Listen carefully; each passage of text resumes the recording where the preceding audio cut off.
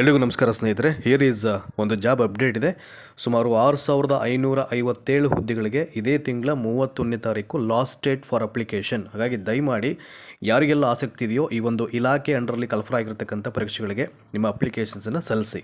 ನಾನು ಮುಂಚೆ ಎಲ್ಲ ಹೇಳ್ತಾ ಇದ್ದೆ, time and tide wait for none ಅಂತ. ಸಮಯ ಮತ್ತು ಅಲೆ ಯಾರಿಗೂ ಕೂಡ ವೆಯ್ಟ್ ಮಾಡಲ್ಲ. ಸೊ ನಾನು ಏನಕ್ಕೆ ಇದೊಂದು ಎಕ್ಸಾಂಪಲ್ ತಗೊಳ್ತಾ ಇದ್ದೀನಿ ಅಂತಂದರೆ, ಯಾವಾಗಲೂ ಕೂಡ ಕೇವಲ ಒಂದೇ ಇಲಾಖೆಯ ಪರೀಕ್ಷೆಗಳನ್ನು ಬರೀತಕ್ಕಂಥ ಪ್ರಯತ್ನಕ್ಕೆ ದಯಮಾಡಿ ಯಾರೂ ಕೈ ಹಾಕ್ಲಿಕ್ಕೆ ಹೋಗಬಾರ್ದು. ಒಂದೇ ಇಲಾಖೆಗೆ ಫೋಕಸ್ ಮಾಡುವಂಥದ್ದು, ನನಗೆ ಇಂಥದ್ದೇ ಕೆಲಸ ಬೇಕು ಅಂತ ಅನ್ನುವಂಥದ್ದು ಅದೇನಾಗುತ್ತೆ, ಸಮ್ಟೈಮ್ಸ್ ಫೇಲ್ಯೂರ್ ಆಯಿತು ಅಂತಂದಾಗ, ಅವಕಾಶಗಳು ಸಿಗ್ತಾ ಇದ್ದಾಗ ಏನಾಗುತ್ತೆ, ನಿಮ್ಮ ಏಜ್ ಹೋಗ್ತಾ ಇರುತ್ತೆ, ಟೈಮ್ ಹೋಗ್ತಾ ಇರ್ತಿದೆ, ಡಿಪೆಂಡೆನ್ಸಿ ಜಾಸ್ತಿ ಆಗ್ತಾ ಇರ್ತಿದೆ. ಹಾಗಾಗಿ ದಯಮಾಡಿ ನಿಮ್ಮ ಎಜುಕೇಷನ್ ಕ್ವಾಲಿಫಿಕೇಷನ್ನು ಯಾವ್ಯಾವ ಇಲಾಖೆಗೆ ಮ್ಯಾಚ್ ಆಗುತ್ತೋ ಆ ಎಜುಕೇಷನ್ ಕ್ರೈಟೀರಿಯಾ ಖಂಡಿತವಾಗ್ಲೂ ನಿಮಗೆ ಯಾವ ಇಲಾಖೆಯ ಎಲ್ಲ ಪರೀಕ್ಷೆಯನ್ನು ಬರಲಿಕ್ಕೆ ಸಾಧ್ಯ ಆಗುತ್ತೋ ಆ ಎಲ್ಲ ಡಿಪಾರ್ಟ್ಮೆಂಟ್ನ ಪರೀಕ್ಷೆಗಳನ್ನು ತೊಗೊಂಡು ಬರೀತಕ್ಕಂಥ ಪ್ರಯತ್ನ ಮಾಡಿ. ಸೊ ನಿಮ್ಮ ಹಣೆ ಬರ ಯಾವ ಪರೀಕ್ಷೆಯಲ್ಲಿದೆಯೋ ಅದು ಹೇಳಲಿಕ್ಕಾಗಲ್ಲ. So definitely one fine day will get a job, ಆಯಿತಾ? ಅದು ಇಂಥದ್ದೇ ಬೇಕು ಅಂತ ಸೊ ನೀವು ಅದಕ್ಕೆ ಕೂತ್ಕೊಂಡ್ರೆ ಟೈಮ್ ಹೋಗ್ತಾ ಇರುತ್ತೆ.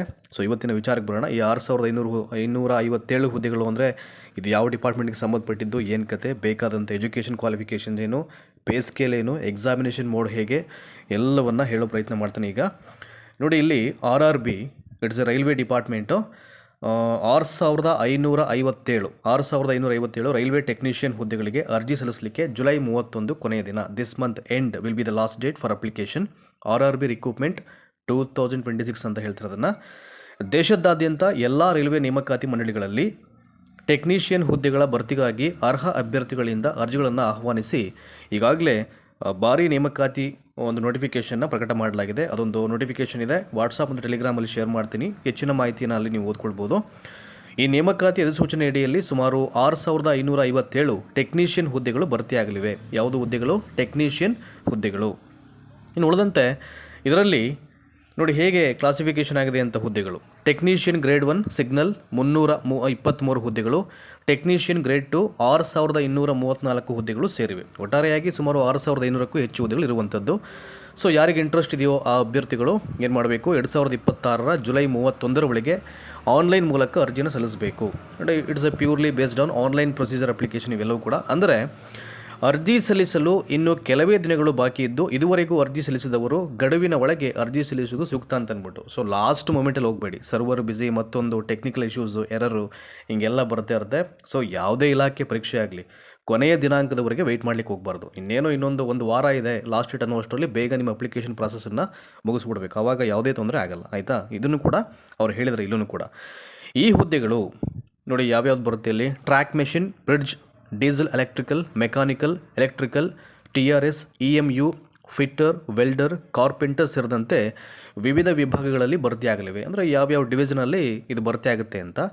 ಸಿಕಂದರಾಬಾದ್ ಸೇರಿದಂತೆ ಅಹಮದಾಬಾದ್, ಅಜ್ಮೀರ್, ಬೆಂಗಳೂರು, ಭೋಪಾಲ್, ಭುವನೇಶ್ವರ, ಬಿಲಾಸ್ಪುರ್, ಚಂಡೀಗಢ, ಚೆನ್ನೈ, ಗುವಾಹಟಿ, ಜಮ್ಮು ಮತ್ತು ಶ್ರೀನಗರ, ಕೋಲ್ಕತ್ತಾ, ಮಾಲ್ಡಾ, ಮುಂಬೈ, ಮುಜಫರ್ಪುರ, ಪಾಟ್ನಾ, ಪ್ರಯಾಗ್ರಾಜ್, ರಾಂಚಿ, ಸಿಲಿಗುರಿ, ತಿರುವನಂತಪುರಂ ಹಾಗೂ ಗೋರಖ್ಪುರ್ ಸೇರಿ ದೇಶದ ವಿವಿಧ RRB ವಲಯಗಳಲ್ಲಿ ನೇಮಕಾತಿ ನಡೆಯಲಿದೆ. ತುಂಬ ಜನ ಕೇಳ್ಬೋದು, ಇದೇನು ಸರ್ ಇದು ಇಷ್ಟೆಲ್ಲ ಸ್ಟೇಟಲ್ಲಿ ಇದನ್ನು ಮಾಡಬೇಕು ಅಂತ ಅಂದ್ಬಿಟ್ಟು. ಹೌದು, ಭಾರತದಾದ್ಯಂತ ಎಲ್ಲ ರಾಜ್ಯಗಳಲ್ಲಿ ಇದು ಕ್ಲಾಸಿಫಿಕೇಷನ್ ಆಗಿರುತ್ತೆ. ತುಂಬ ಜನ ಮೈಸೂರಿಂದನೂ ಹೋಗಿ ಮಾಡೋರು ಇರ್ತಾರೆ, ಬೆಂಗಳೂರಲ್ಲೂ ಕೆಲಸ ಮಾಡೋರು ಇರ್ತಾರೆ.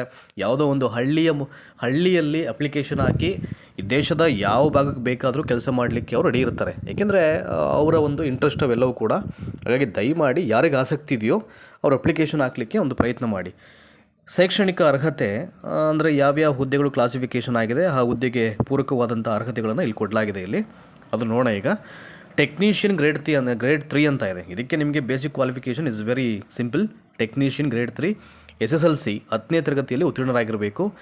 ಸಂಬಂಧಿತ ಟ್ರೇಡ್ನಲ್ಲಿ ITI ಅಥವಾ ಅಪ್ರೆಂಟಿಸ್ಶಿಪ್ ಪೂರ್ಣಗೊಳಿಸಿರಬೇಕು ಅಂತ ಅಂದ್ಬಿಟ್ಟು. ಈಗ ಸಂಬಂಧಿತ ಟ್ರೇಡ್ನಲ್ಲಿ ITI ಅಥವಾ ಅಪ್ರೆಂಟಿಸ್ಶಿಪ್ನ ಕಂಪ್ಲೀಟ್ ಮಾಡಿರಬೇಕು. ನೆಕ್ಸ್ಟು ಟೆಕ್ನಿಷಿಯನ್ ಗ್ರೇಡ್ 1 ಅಂದರೆ ಸಿಗ್ನಲ್ BSc ಅಥವಾ ಸಂಬಂಧಿತ ಇಂಜಿನಿಯರಿಂಗ್ ಡಿಪ್ಲೊಮಾ ಪದವಿಯನ್ನು ಹೊಂದಿರಬೇಕು ಅಂತ ಹೇಳಿದ್ದಾರೆ, ಆಯಿತಾ? ಇನ್ನು ನೆಕ್ಸ್ಟು ಈ ಒಂದು ಅಪ್ಲಿಕೇಶನ್ ಆಗಲಿಕ್ಕೆ ಬೇಕಾದಂಥ ಒಂದು ವಯೋಮಿತಿ, ಆಮೇಲೆ ಸೊ ಅದು ಕ್ಯಾಸ್ಟ್ ವೈಸ್ ಒಂದು ಕ್ಲಾಸಿಫಿಕೇಷನ್ ಬರುತ್ತೆ ವಯೋಮಿತಿ ಸಡಲಿಕ್ಕೆ, ಅದನ್ನು ಕೂಡ ಹೇಳಿದ್ದಾರೆ. ಸೊ ಗ್ರೇಡ್ 1ಗೆ 18ರಿಂದ 33 ವರ್ಷ, ಗ್ರೇಡ್ 3ಗೆ 18ರಿಂದ 30 ವರ್ಷ. ಮೀಸಲು ವರ್ಗದ ಅಭ್ಯರ್ಥಿಗಳಿಗೆ ಸರ್ಕಾರದ ನಿಯಮಾನುಸಾರ ವಯೋಮಿತಿ ಸಡಲಿಕ್ಕೆ ಲಭ್ಯ ಅಂತ ಹೇಳಿದ್ದಾರೆ. ಅದೊಂದು ಅಫಿಷಿಯಲ್ ನೋಟಿಫಿಕೇಷನ್ ಇದೆ, ಅದು ಶೇರ್ ಮಾಡ್ತೀನಿ, ನೋಡ್ಕೊಳ್ಳಿ ಅದನ್ನು.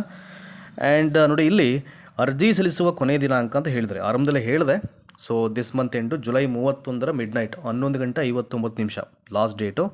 ಸೊ ಲಾಸ್ಟ್ ಡೇಟ್ಗೆ ಯಾರು ಹಾಕಲೇಬೇಡಿ ಇಲ್ಲಿ, ಅವತ್ತಿಗಂತೂ ಪ್ರಾಬ್ಲಮ್ ಇದ್ದೇ ಇರುತ್ತೆ. ಸೊ ಬೇಗ ಮ್ಯಾಕ್ಸಿಮಮ್ ಇವತ್ತಿಂದನೇ ಯಾರು ಹಾಕಿಲ್ವೋ ಇವತ್ತು ಹಾಕಲಿಕ್ಕೆ ಪ್ರಯತ್ನ ಮಾಡಿಬಿಡಿ.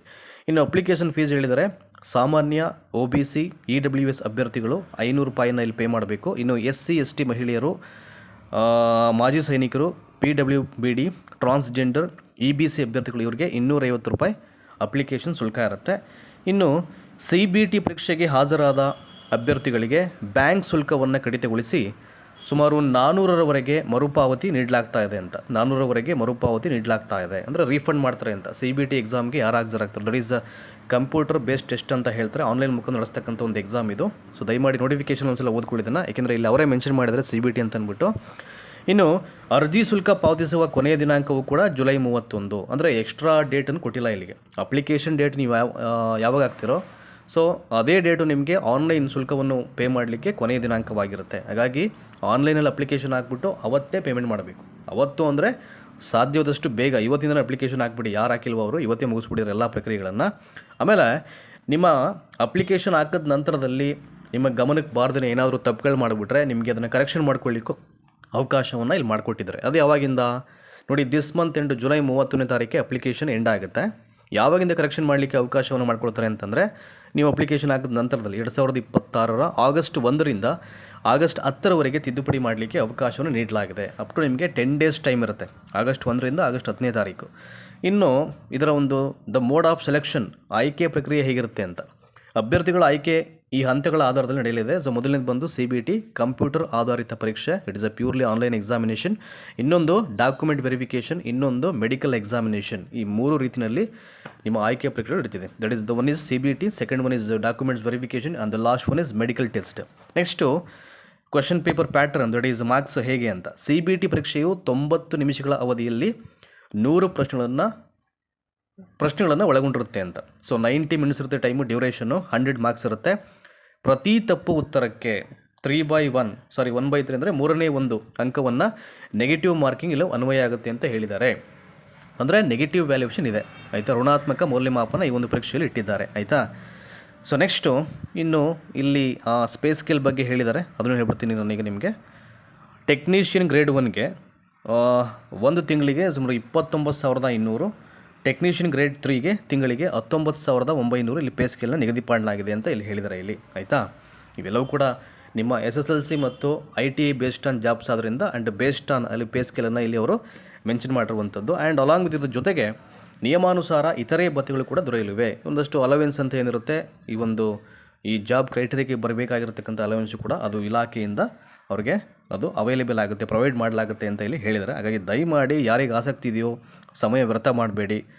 ಇಲ್ಲಿ ಹೇಳಿದಂಥ ಕ್ವಾಲಿಫಿಕೇಷನ್ ಇದ್ದರೆ, ಏಜ್ ಕರೆಕ್ಟಾಗಿ ನಿಮಗೆ ಮ್ಯಾಚ್ ಆಯಿತು ಅಂತಂದರೆ ಈ ಒಂದು ಎಕ್ಸಾಮ್ಸನ್ನು ಬರೀಲಿಕ್ಕೆ this month end will be the last date for application process. And ಅವತ್ತೇ ಫೀಸ್ ಪೇಮೆಂಟ್ ಪ್ರಾಸೆಸ್ ಕೂಡ ಎಂಡ್ ಆಗ್ತಾ ಇದೆ. ಹಾಗಾಗಿ ತಡ ಮಾಡಲಿಕ್ಕೆ ಹೋಗ್ಬಿಡಿ. ಮ್ಯಾಕ್ಸಿಮಮ್ ಯಾರು ಅಪ್ಲಿಕೇಶನ್ ಹಾಕಿಲ್ಲೋ ಹಾಕಿ ಎಕ್ಸಾಮನ್ನು ಬರ್ರಿ. ಎಲ್ರಿಗೂ ಒಳ್ಳೆಯದಾಗಲಿ. Thank you so much. ಇದಕ್ಕೆ ಸಂಬಂಧಪಟ್ಟಂಥ ಫರ್ದರ್ ಇನ್ಫಾರ್ಮೇಷನ್ ಬಂತು ಅಂತಂದರೆ ಅದ್ರ ಬಗ್ಗೆ ಕೂಡ ಮಾಹಿತಿ ಕೊಡೋ ಪ್ರಯತ್ನ ಇದ್ದೇ ಇರುತ್ತೆ. ಸೊ ಒನ್ಸ್ ಅಗೇನ್ ಎಲ್ರಿಗೂ ಒಳ್ಳೆಯದಾಗಲಿ. Thanks again.